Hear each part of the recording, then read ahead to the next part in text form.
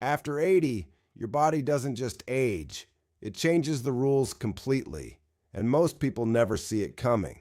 You can be strong in your 60s, active in your 70s, walking every day, taking care of yourself, doing everything right, and then somewhere around 80, things begin to feel different.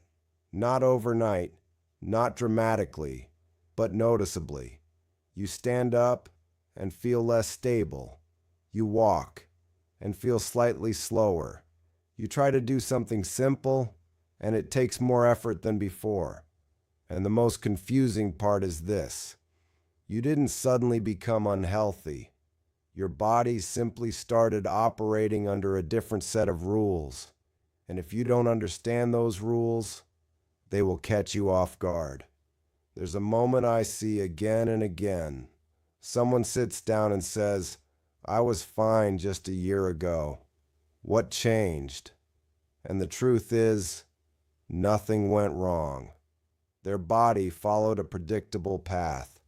They just weren't prepared for how quickly things shift after 80. So today, I want to walk you through the 5 biggest changes that happen after 80. Not to scare you, but to prepare you. Because when you understand what's happening, you can respond early, and that changes everything. The first shift is the one that affects everything else: muscle loss. Now, most people have heard about this. They've been told about it since their 50s. But what almost nobody explains is this: after 80, the speed changes. Before 70, muscle loss is slow, manageable. You might lose a few percent per decade. But after 80, that number increases dramatically, in some cases, up to 10–15% in a single decade, and sometimes faster.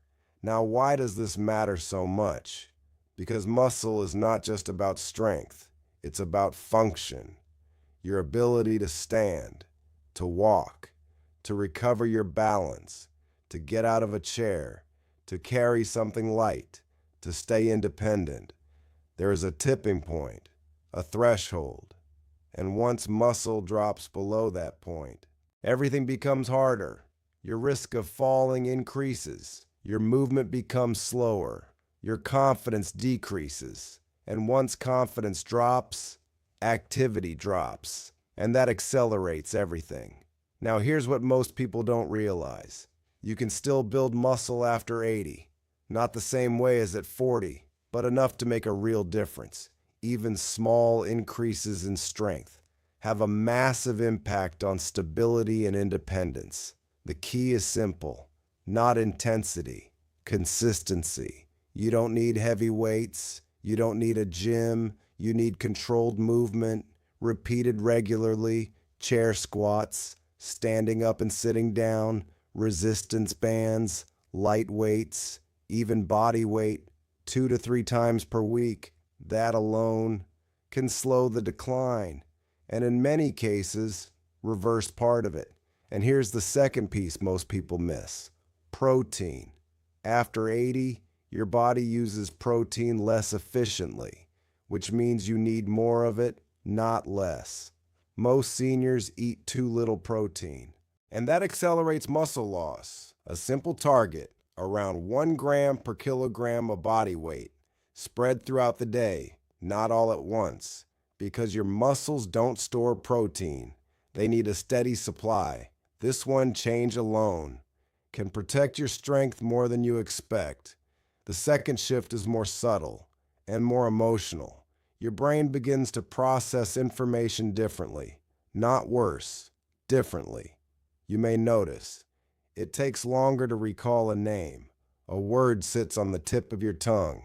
You need a moment to respond. And this is where many people become afraid. They think something is wrong. But in many cases, this is normal. It's called slower processing speed, and it happens naturally.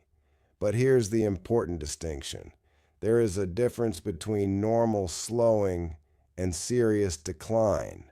After 80, the risk of cognitive conditions increases significantly. And this is where your daily habits matter more than ever. Your brain needs stimulation. Conversation challenge. Connection. One of the biggest risks is isolation. When people withdraw, stop socializing, stop engaging, the brain loses input, and without input, it declines faster. So the goal is simple: stay engaged, talk to people, join something, play games, read, learn something new. Even small things make a difference. And here's something most people underestimate: sleep. After 80, sleep becomes critical because your brain uses sleep to reset, to clear waste, to recover. Poor sleep accelerates decline. So if sleep is disrupted, it's not something to ignore, it's something to address. The third shift is structural. Your bones.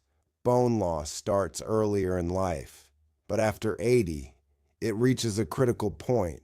Bones become thinner, but also weaker internally, which means less force is needed to cause damage. A small fall, a minor impact, even a sudden movement.